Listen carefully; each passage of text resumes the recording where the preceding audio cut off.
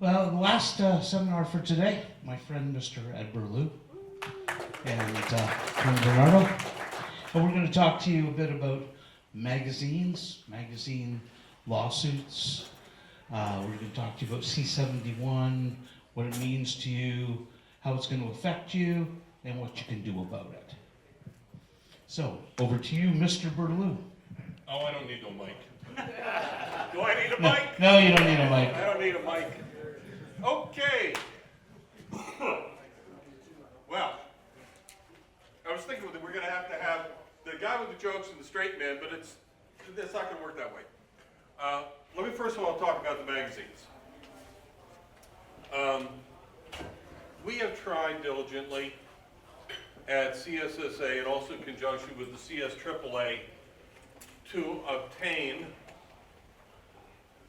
a, you just close that door.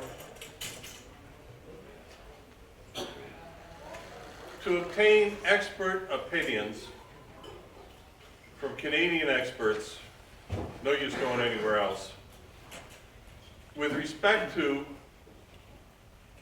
the legality of the 1022 magazines that hold more than 10 rounds. And after a year and a half of diligently pursuing experts in the field, nobody's given us an opinion. I'm sad to report that. I prepared a very detailed brief. I prepared a brief as well that had pointed questions, and our response was nobody's willing to step up. I don't know what that means, except that we don't have that. It's just that the overtalk is distracting to me. So this is what, we're taking a three-pronged path at this point. So let me diverge from that in particular. We have a person, and hopefully he'll arrive tonight, who's a young gentleman, and for lack of a better word, he's a poster boy. He's a very fine man, very legal, and the police have charged him with having an overcapacity magazine, or two actually, because his magazine held more than 2 Beowulf 50 mags and was marked for a Beowulf 50. I've gone to the Crown Attorney. It's a Peterborough case. I've talked with the Crown Attorney extensively to see if they'd withdraw the charges on the basis of bad magazine, good guy, let's not make this guy's life shit. Well, they've run it up and down the chain of command as high as the RCMP, who gave an opinion to the Crown that these are illegal. They went up to the CFO level, who gave an opinion that these are illegal, and they don't want to back away. So, what will our response be? CSSA, in conjunction with the CSSA, will back the defense of this gentleman, and part of the foundation of attacking the legislation is to say that it is vague, because the RCMP has changed their mind on this innumerable times.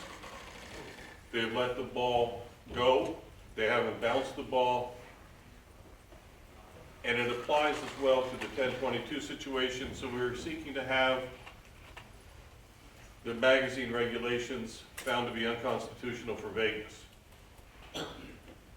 And that application will start fairly soon. We have the commitments. We have the commitment of the man as well.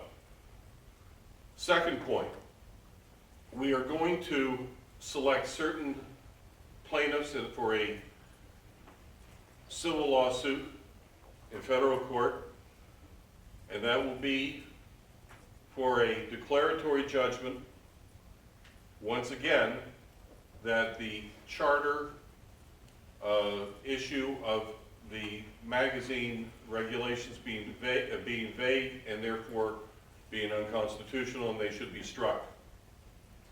That will be going forward. The same research will be done on those. A lot of this research I've already laid in over the last 2 years. Number three, because we have not been successful in obtaining an expert, and it is required, an expert to say that these cartridge magazines are in fact compliant with the law, those being the ones that are like the Beowulfs, the LAR-15s, and of course the 1022s.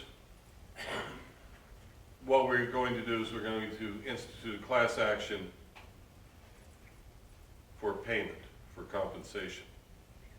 That's based on the fact that when these 1.2 million of these, and of that 1.2 million, at least 800,000 are the ones by Butler Creek.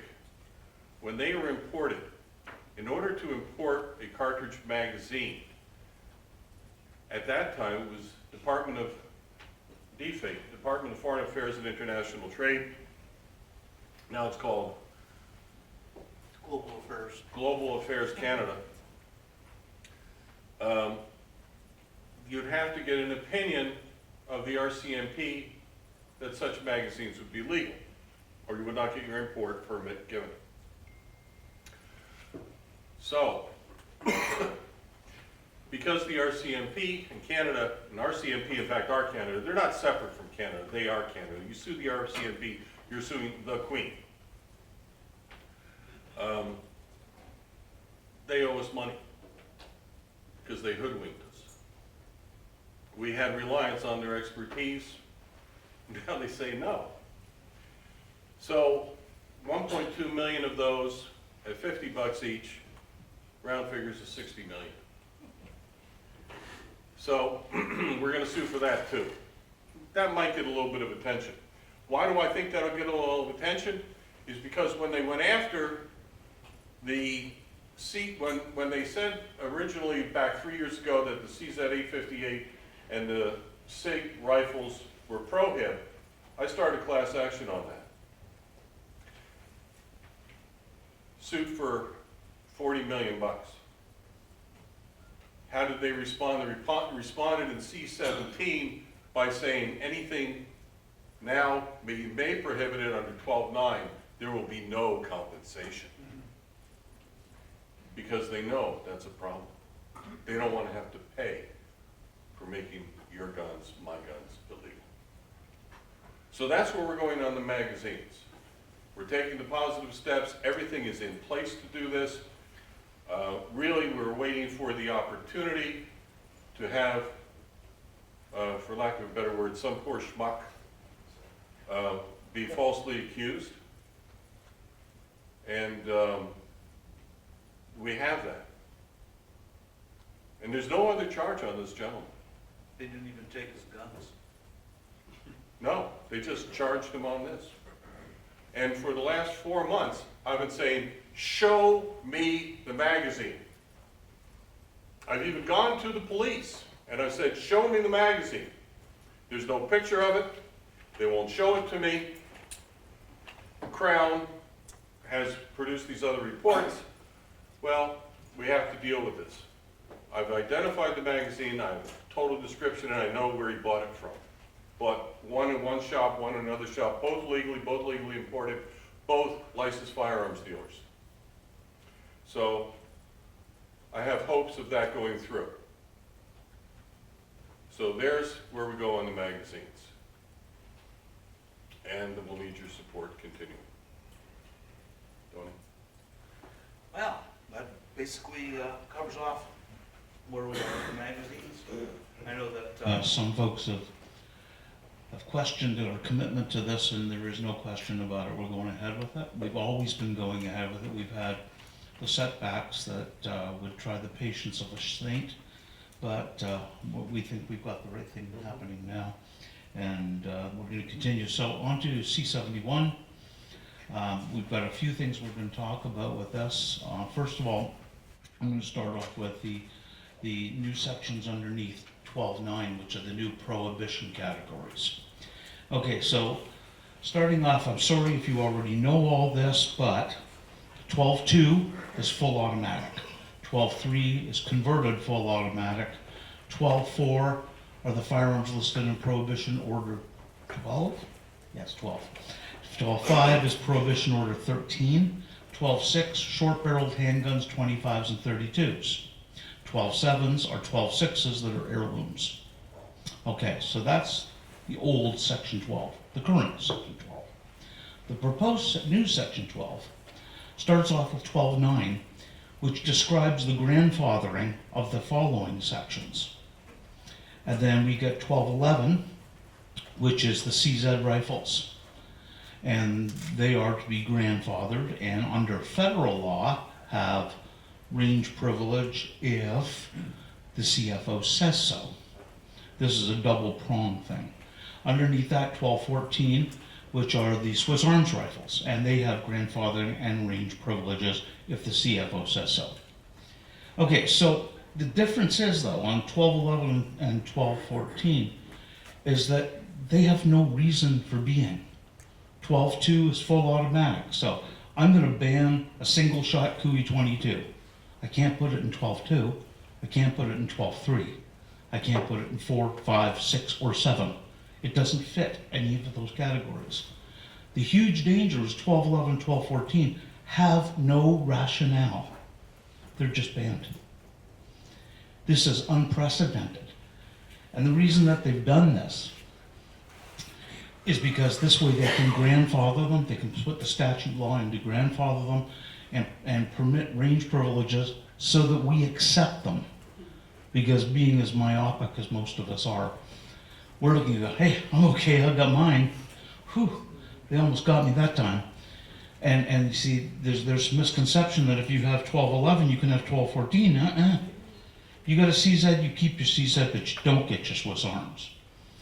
And this is opening a floodgate. This is a bottomless pit of prohibitions. This whole thing about the RCMP being able to make up the laws, well, it's not true. They'd have to change the Constitution for the RCMP to make up the laws. The Parliament of Canada makes up the laws. What Goodale is saying, that he will pass any dumbass request that the RCMP makes. So they say, we want to ban, wait for it, SKSs. The very first gun they're going to go after, in my opinion. Because the firearms lab in Ottawa has hated SKSs more than any other firearm that I've ever seen. What about the Mini 14? They're coming next. Yeah. Okay. You see, the RCMP hates the SKSs, the gun control people hate the Mini 14, and the media hate the AR. So there's your first 3 hits right there. To get their people shut up, right? Get the RCMP to shut up, get the media to shut up, get the antis to shut up. They're going to give them all the targets. And if you think that's where it ends, forget it. And you see, it's not even like they have to say, well, we're just going to ban all semi-autos. They can do it. Stroke of a pen now on order in council, because they've now changed the whole perspective of Section 12 into being, we can ban anything. There doesn't have to be a reason anymore. We just ban anything. So like Australia? Yes. Yeah, like Australia. You know, and you see the beautiful thing is they're saying we're not going to take the guns. You get to keep your gun. So therefore we don't have to pay you compensation for destroying the value of the gun. And when you die and you can't sue us anymore, then we'll take your gun. And we've had, I mentioned this earlier today, we've had writers in Canada who use the dreaded word confiscation. They were actually contacted by the minister's office to say, oh, this isn't confiscation, we're letting people keep the guns. And of course it's crap, it's delayed confiscation. It's the same as 12.6. And if you don't have 12.6, if you have 12.6, no, you don't have 12.6. Okay, that is confiscation to you, because I can't sell you one of my 12.6s. You're prohibited from owning them. So anyone who thinks this isn't really a confiscation is dreaming in Technicolor. It's just not confiscation today. Go ahead. You want to do the background checks? I hang on, let's do the way. So, sorry, if they decide to go after the SKSs, Yep. will they become 12-9s, 12-11s, or Mhm. what do they? They become 12, whatever they say it is. Oh, so that's a- Right, so right now we're at Doesn't that 12, require legislation? we're at 1214. No. No, order in council to create this. Yeah, but they can't create other classifications of 12 without it being in the Firearms Act. Let me explain. They can, by order in council, make any gun they wish prohibited. Yes. When it becomes prohibited, it's prohibited. And will have the same status as any other prohibited gun. If they wish to allow you to take it to the range, then they will go to Parliament and add a 12, 15, 16, or 17. Right. Now you But get it? until they do that, it is prohibited. Here's another little hint. When your 858 or your SIG becomes prohibited, now we're gonna think back a bit, Tony, talked about 12.3. You see, when the RCMP first came out and said they're prohibited, they said they're 12.3. Well, now, they're not making them 12.3, they're making them 12.11 and 12.14. Right, and you could take 12.3s to the range under the special authority to possess. Right. Until they remove that as a purpose. Yeah, in 2005. Right. So why they didn't make them 12-3s? Because if that was a 12.3, if they, first of all, they can't grandfather me, because I'm out of time. But number two, if they did somehow or other torture that, to do that, then I could buy all the other 12.3s. No, I get to keep my 858. I get to keep my SIG. That's it. Yeah. It doesn't entitle me to go get a 12.3. No, you got that? That's your pigeonhole. Boom, that's it. Right. So, if I understand this correctly, if the RCMP decide that they're gonna go after the ARs, or the SK, and/or SK, that they would prohibit them, and we'd be in limbo until legislation is passed to give us grandfather. You'd be legal. No, No, we would be illegal. You would be prohibited with grandfathering. You would have a time period to register that. If not, well, you should have luck. Let me say another thing. When this legislation goes through, if it goes through, then your 858 and your SIG will be prohibited. You have to store it as if it's prohibited. Okay? That's a little different than how you store a restrictor. You may have to drop the bolt out. No, It's not? John? that's only 12.2, you have to bolt out. That's only on 12.2? Yeah. Okay. Well, You got trigger lock it, because now it's got non-restricted to prohibited. Yeah, that's true, Trigger yeah. lock it, case, yeah. blah, So blah, you- blah. Okay, but, and the other thing is, and it's the kind of rhetoric that I've been fighting with since '98 when they passed it, is the rhetoric of prohibited. And when a judge or a cop hears prohibited, oh, they go ape crazy. They just go bat crap crazy. But what it really means is, hey, you're a trusted person and you have the privilege of being grandfathered. We trust you with that gun. No, it's the other way around. And that's because of the word. You know, I get to reverse the word when I go into a little speech or rant in front of a judge. And that seems to work. But in the meantime, oh my God, oh no, it's a prohibit. And everybody reacts like that. And you gotta understand that if these things were really dangerous, why are they letting us keep them for the next 60 years? Makes no sense at all. Exactly. With somebody to keep mine for 60 years. I know, Richard, you might not live that long. But I'll be okay. I'm gonna be all right, I want Jack. to give mine to my son. And there you go. Yeah, you would have to make, what would it be now, 1211B to allow him to bequeath it to his son. Yeah, you're gonna get a headache. Yeah, give it to him now. So you see, realistically, this is just a gigantic black hole. Yes, And you could just keep throwing guns in the hole. and that's what this is for. And that's exactly what it's for. I'd say that, you see, right now we're trying to get, there was a list that was released a couple of years ago that sort of came out. It's redacted, but it's the guns that the RCMP thinks should be prohibited. The binder. I've seen that. But there's a new one that they're still holding down. It's sort of an updated one, and there's usually national security say, well, we dare it say that let the public know what these guns that are easily converted to full auto are. Because of course then we'll immediately get our files and machines out and make them full auto. So we're not going to do that. Well, they'll be in the order paper. So And Ed, they'll be quick. Ed, how about those background checks? How about that? Yeah, well, Don't get excited.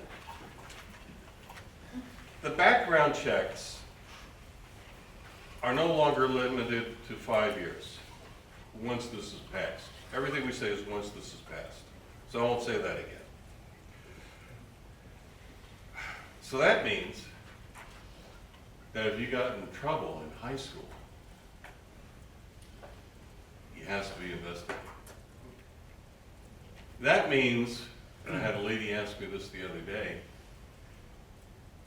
she was in a car accident 30 years ago, and she was treated for depression 30 years ago because of the fallout she had from that episode. And it was episodic depression, and it lasted a year. And now she's past that. She's got a very successful life and family. I didn't even know she was in a terrible car accident.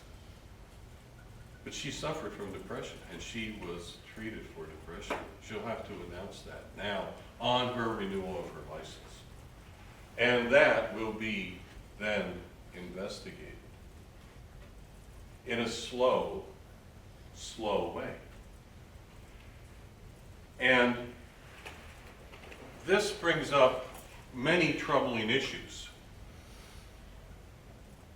And in reading more case law, because I really got into this, I mean, the day this came out and I saw that, the next 2 days I didn't go in the office. I just looked up things about mental illness and what experts said about it more and more, because I'm also getting these cases on prohibition cases now, because prohibition is the new flavor of the month in terms of what the police are doing.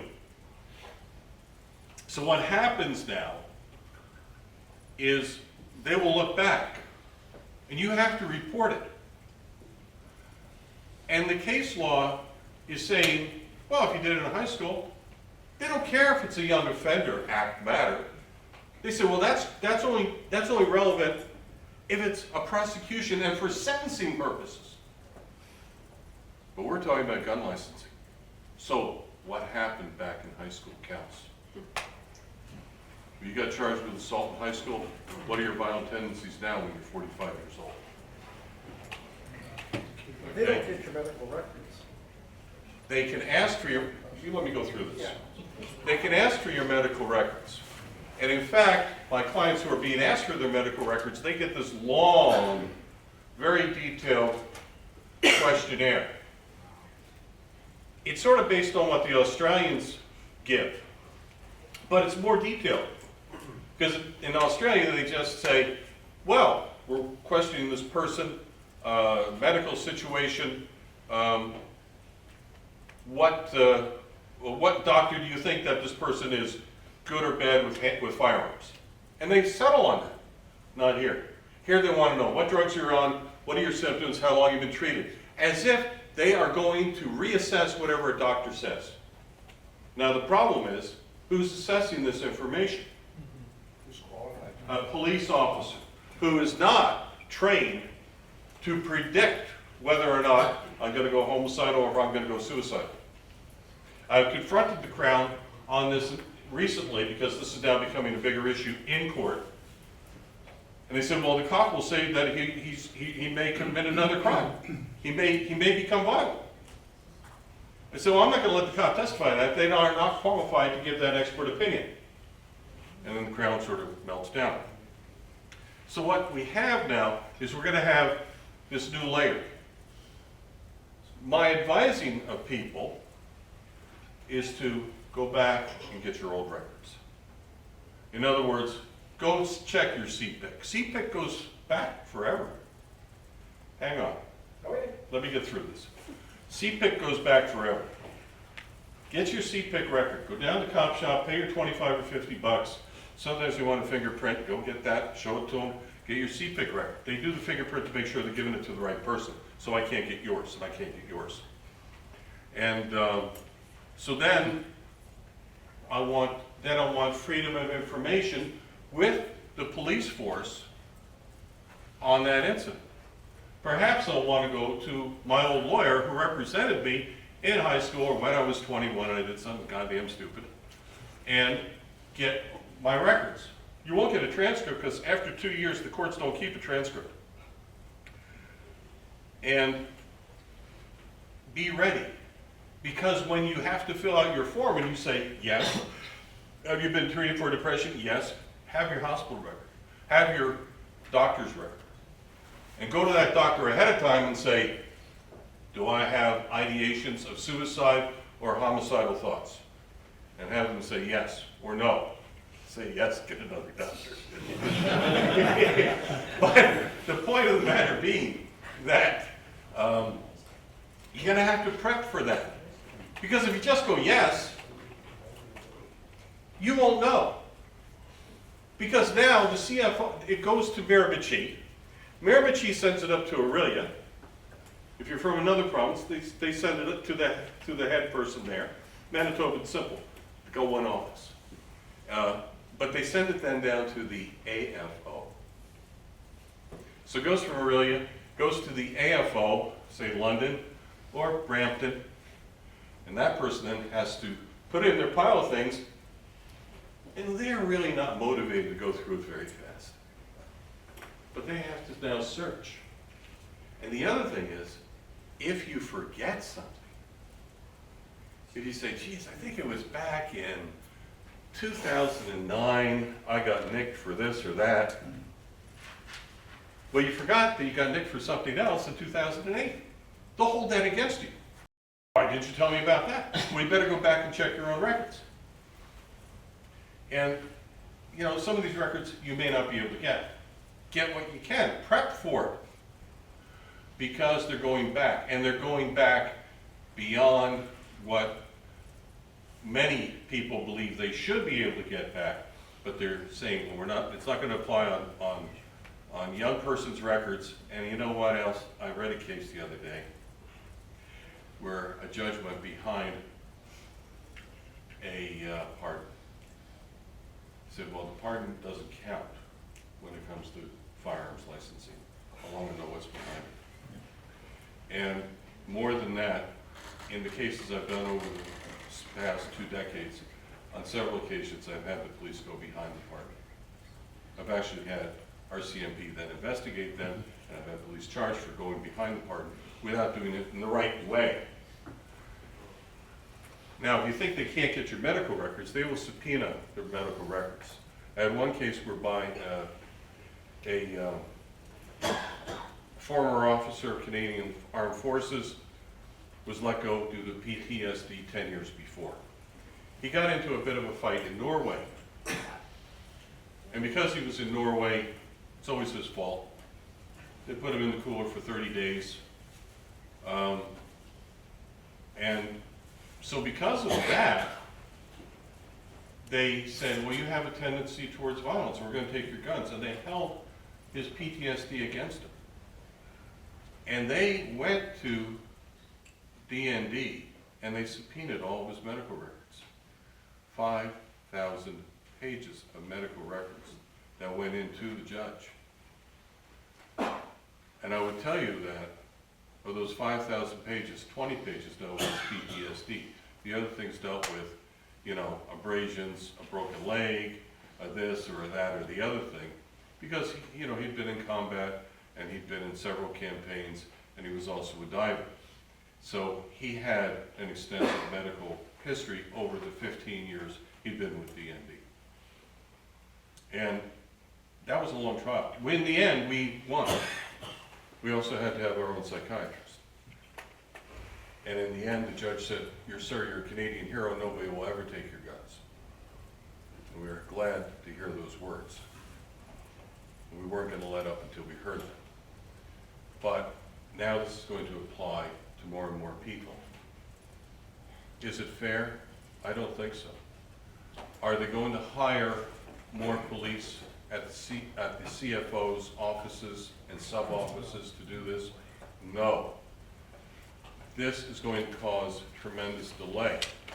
Is this perhaps why they granted the 6-month amnesty, so to speak, of license not being renewed? I'm just thinking about that earlier today, and saying maybe that was the 1-2 step. Where does this come from? Why is this applied? If you look at the people who are now on the Firearms Advisory Committee, you will see that they are most concerned about domestic violence, self-harm, suicide.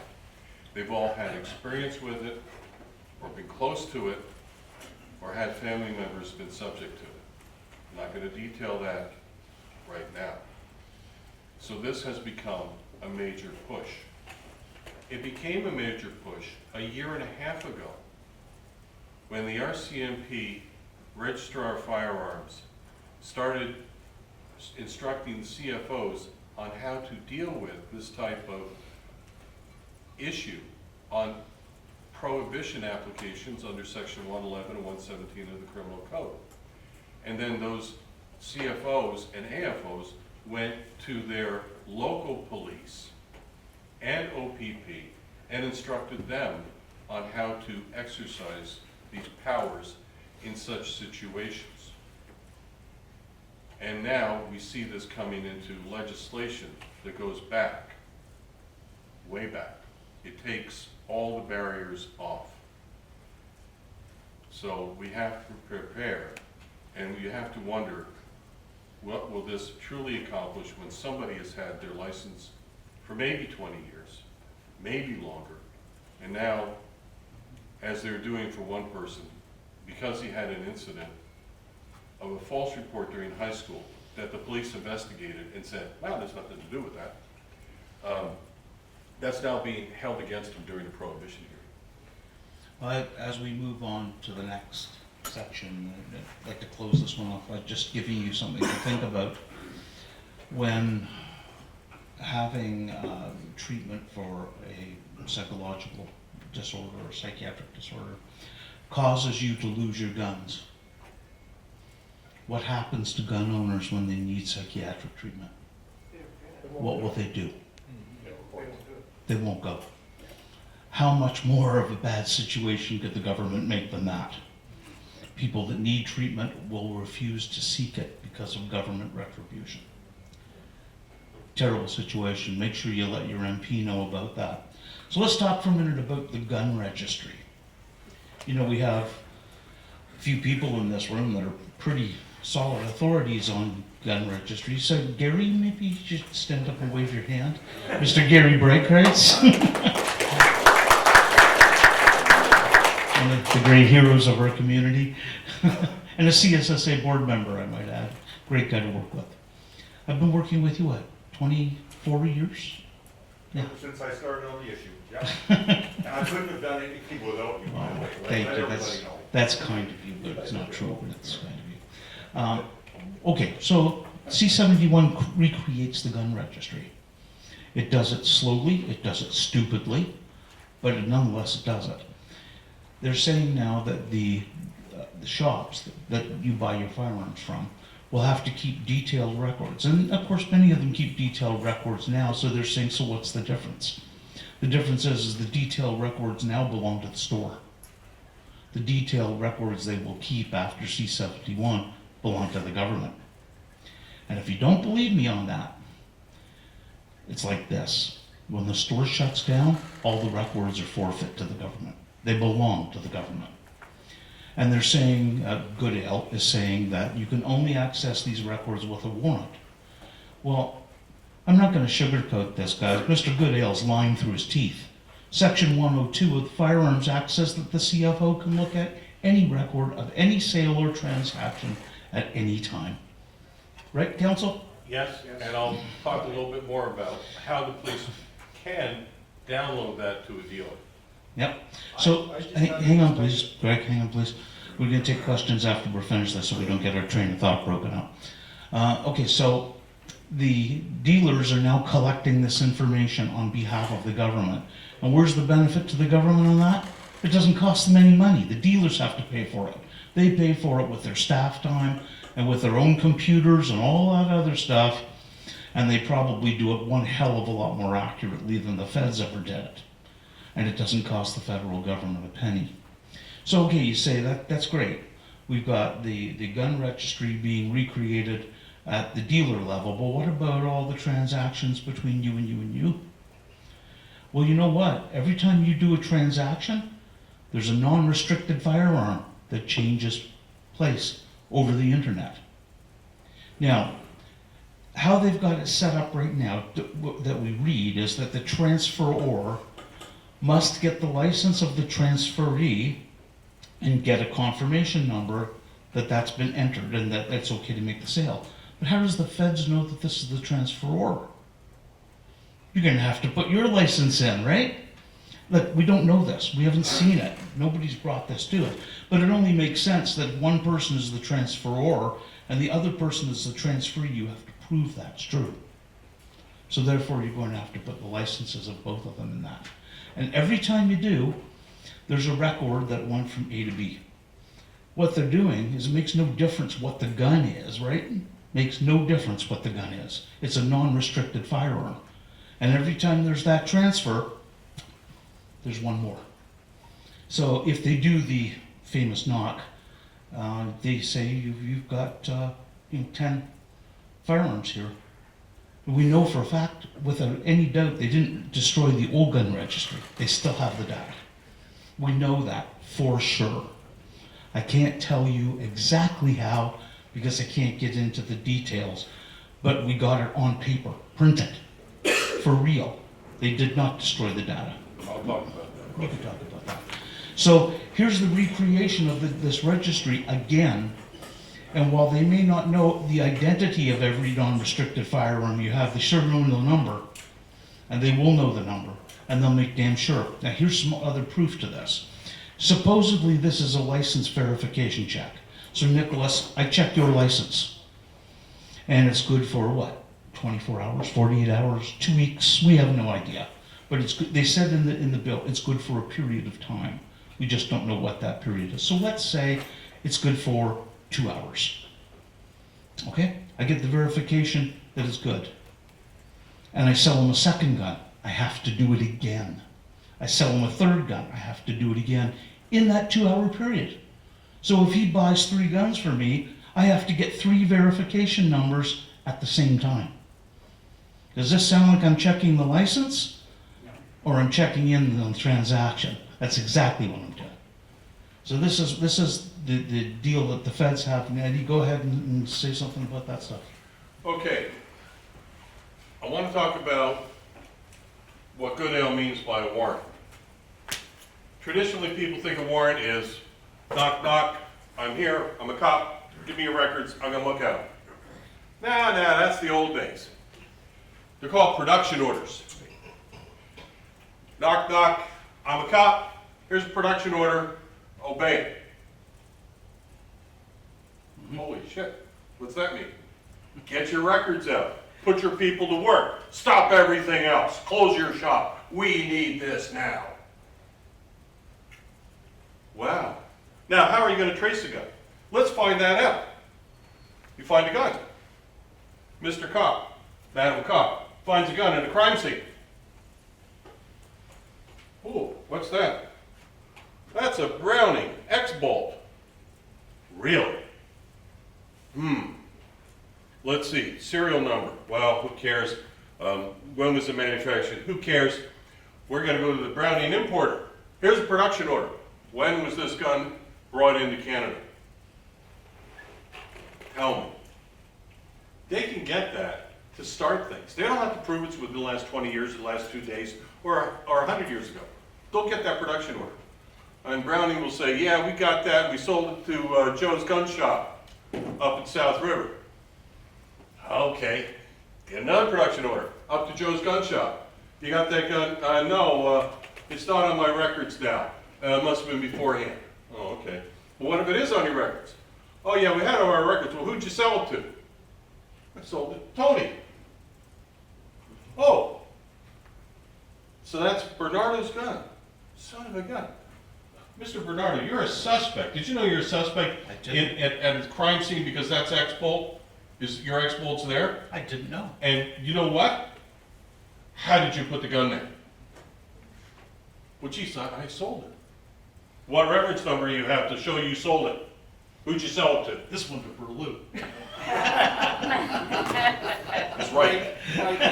But the thing is, that's how it's gonna go. Yeah. Now, is that gonna be more efficient for the police? No. No. What's it gonna do? It's gonna drive us nuts, and we're gonna have a lot more suspects. Now, I'm gonna come back to the registry. First of all, we have to realize that certain registries were never gotten rid of. The RWRS, it's still used daily. Yep. How do I know? My clients have it searched. They get charged because they forgot to, even now, they still got pistols on that they never transferred into the new system. That's the green cards. That's You know, system. C-306s, right? Yeah. Okay?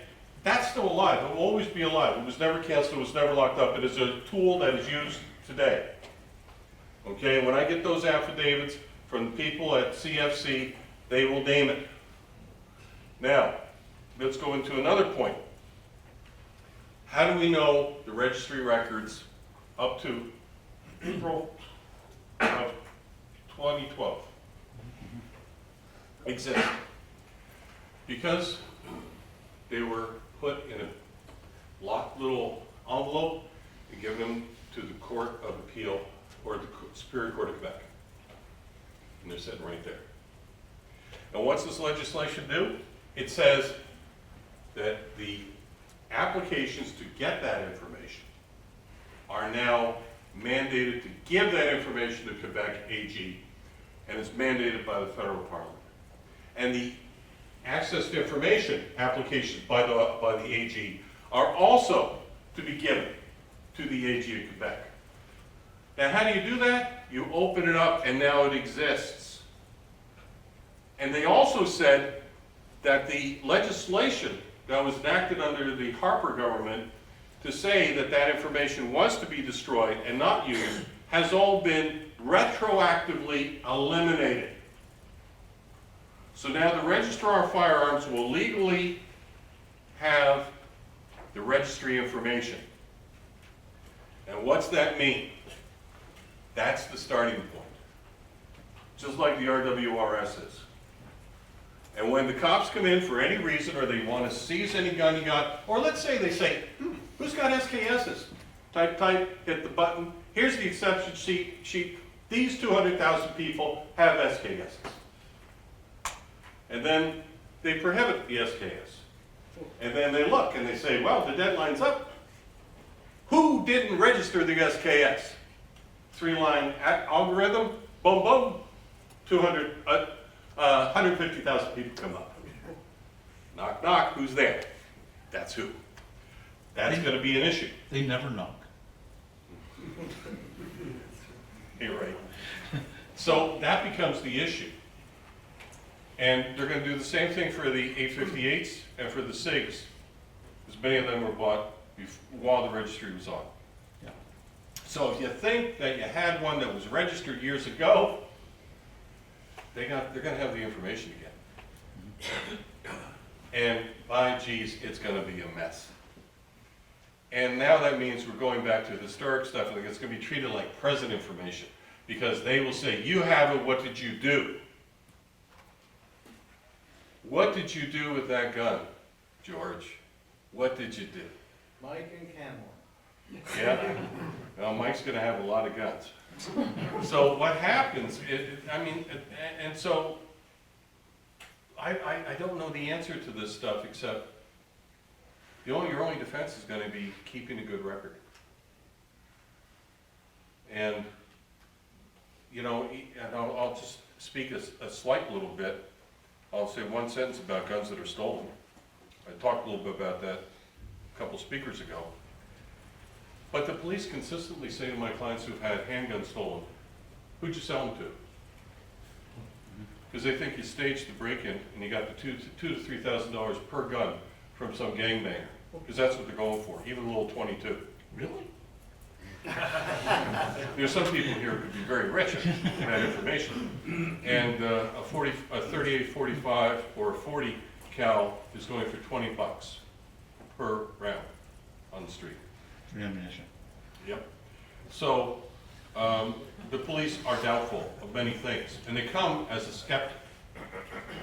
And, so that's what we're gonna face. So we have the problem with how the police are going to access this information. They'll just, do a couple orders, get it from the JP, will say, oh yeah, gotta find that out, bam, stamp it, off it goes, right? And then we're gonna have to have our records. The dealer's gonna have to have their records. Everybody's gonna have to have records, records. And it'll be slow, but it will be done. And the last person on that list will be the suspect. Okay, so what can you do about this? Now, aside from going into any more minutia of the bill, it's obvious that this thing is really bad. We put out a couple of weeks ago a document called Talking Points on this, and it was intended to help you in terms of corresponding with the feds on this. It gave you a list of people that you should contact, and the ones you should contact, the ones you should CC. The reason we asked you to do the CC is because some of the liberals that are on the CC list are ones that won their ridings by 2 and 3%. And they're already like crapping bricks because of this whole legislation. They don't want to lose their jobs. Or their pensions. Yeah. And that would, And then you see you've got a bunch of people on there that are conservatives. And what they're doing is they're counting letters. They don't necessarily need to respond to your letters because most of them are on our side, But what they need is they need to know that you wrote one.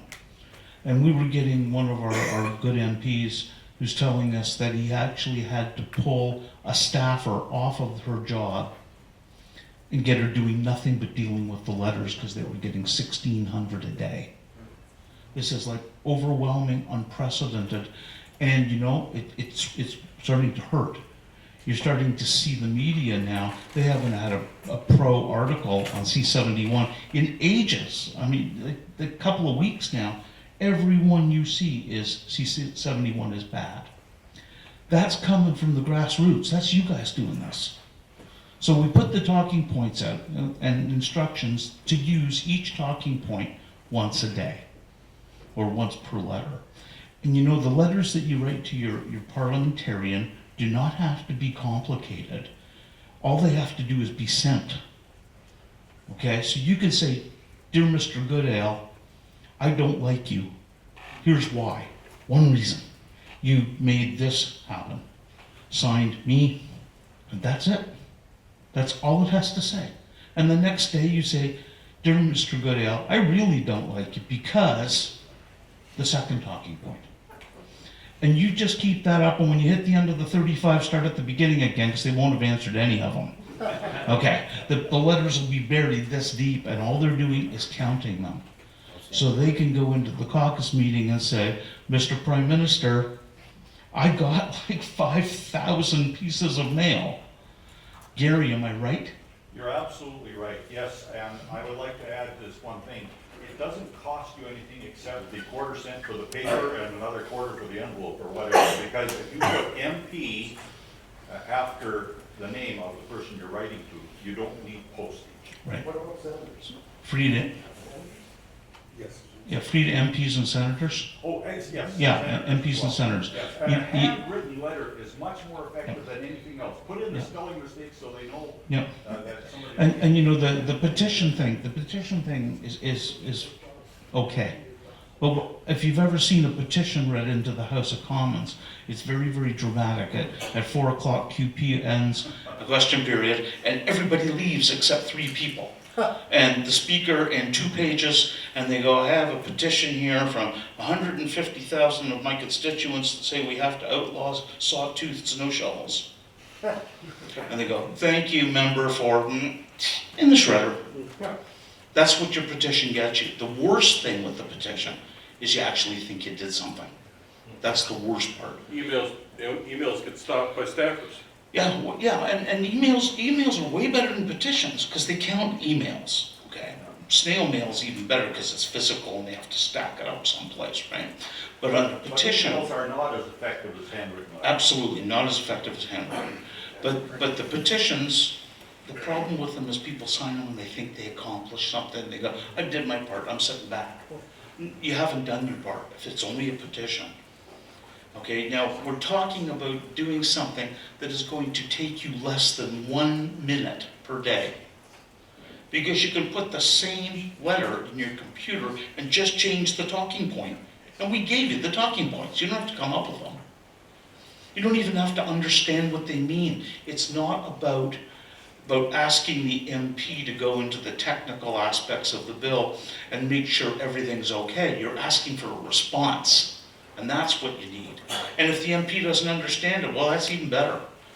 Because he just realizes what a complete dumbass he actually really is, you know. I'm not wrong. Or she. Hmm? Or she. Or she, of course, yes. Or Of course. Okay, so let's take some questions because we're almost out of time. Get the gentleman back here. We should be writing the senators as well, correct? Absolutely. Because if the government wants to do this bill, which I suspect they will, instead of going to the Senate, the senators are gonna have to look at it. So we should be writing the senators as well as the MPs. Absolutely. Write them all. You know, and there's a website that we put in the talking points. You click that, it gives you every MP and senator in the country and all their snail mail addresses, and it's free. Now, the senators can install this thing, right? Sorry? The senators, the sentencing committee can install it, right? Yes. I'm still not hearing you, sir. Can the don't the senators, can't they just install the bill till the next election? Yeah, sorta. You know, right now, there's a bill sitting in the House right now, C-59, I think it's called. It's the government espionage bill where they get to spy on you unlimited. And that thing is like just churning in committee. And we're being told we're not even gonna get to committee till probably the end of May at the earliest. Because this one's just a full churn on this thing. That could happen again in the Senate. And the Senate could delay 59 even longer. And then, of course, if it happens on 71, hey, you know, we might just run the clock on them. You know, and it's possible. I'm not saying it's likely, I'm saying it's possible. And it will work if we all push them. It's getting everybody to do this. You'd swear that the 1 minute a day it takes to send a letter to these people is some great chore we're asking of you. How much money do you have tied up in your guns? How much love do you have tied up in your guns? How much are you willing to sacrifice out of your own personal lives to keep them? We're talking about a minute or two a day. Come on, folks. We need your help. We need you to row on this one.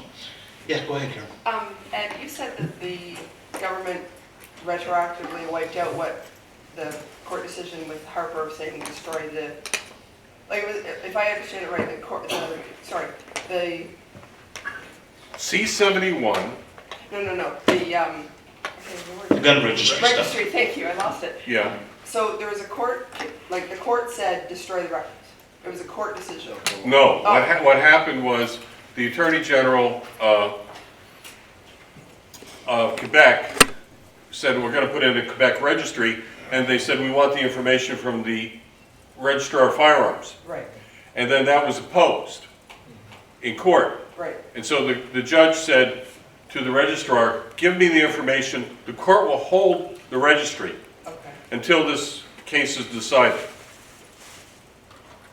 And so it's gone up, and Quebec can have a registry, but during that time, the Harper government said in an act, I think it was 2015, and I can't remember the name of the act particular, but it didn't actually, but it said that all information had to be destroyed and could not be used. Right. This bill eliminates that 2015 bill that said the information is to be destroyed and not used. And the reason why the information was not destroyed because of that bill was because it was sitting in appeal? It was sitting in a court office under seizure by the court. Okay. Yeah. I just wonder how, like, so the government can just say, this bill that was passed during this government is just repealed? Exactly. They just say it and it happens? Yeah. 1071. Okay. 1071. It's good too when we get rid of stuff. Okay, go ahead. I got 3 points, and I'd like to get your replies to these.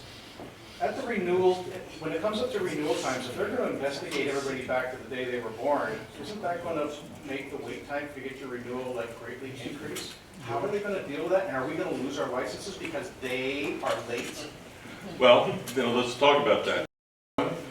If you have an issue, document it as best you can, polish it up, say, I'm over that, here's the doctor's letter, it says I'm okay now. Here's the, here's the fact that it was old, I was acquitted of that, or I've served my time, or whatever the hell it was. And give that to them. If they have the information, they can assess things. Number two, yes, it will take more time. Number three, what was it, back in November, they gazetted the change that Harper put in C-42 to allow that even if your license expires, that you have a 6-month amnesty. Okay, but we can still go beyond that with this method. It could still go beyond that. And by the way, there is nothing in any act that says that the CFO must renew or issue a license within any time period. They can take a year if they like, they can take 2 years. There is no limit. I think I can say safely that it's been the position of most courts that we know of, that if the license is in process, you still have one. But of course, there's nothing in the law that says that. No. So that's accurate, eh? It is. Yeah. And that's why, if you think you have a problem, you mail in your license application and make an exact duplicate and mail it to yourself so it's frank as to the day that it was mailed. Do not open it until you're in court and it's needed to be shown to a judge to show that you have a license in process. And send it to the firearms center, registered mail, signature required. We don't know how many times we've told members that, and they come back and they say, oh yeah, I just mailed it in, they lost it. So, Okay, my second, I had 3 points. yeah, sorry, go ahead, please. The second one is on this reference numbers for non-restricted. There's been a number of postings on the internet that there's 2 ways of dealing with this. One, flood the system with bogus exchanges, or non-compliance. What is your views on both of those? Well, non-compliance is a criminal offense. Sending in a transaction and then changing your mind halfway through it is not. So we could flood the system with transactions that never happened, and they'll get all of these transactions that never took place. Gun owners are very flighty, they change their minds a lot. It's true, isn't it? Oh, absolutely. I like their old guns. That single shot Cooey has been in the family for generations. I've heard about it.